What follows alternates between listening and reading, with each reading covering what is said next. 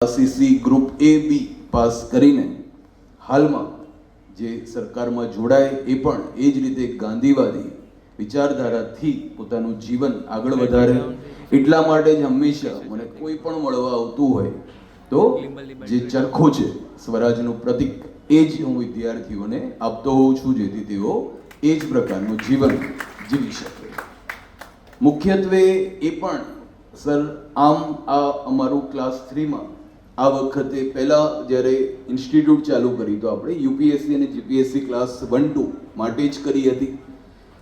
છેલ્લા 2 વર્ષથી જ આપણે આ ક્લાસ 3ની પણ પ્રિપરેશન કરાવવાનું વધારે શરૂ કર્યું છે અને એટલા માટે આ ગૌણ સેવા પસંદગી મંડળનું જ રિઝલ્ટ આવ્યું છે 22 જાન્યુઆરી સુધીમાં.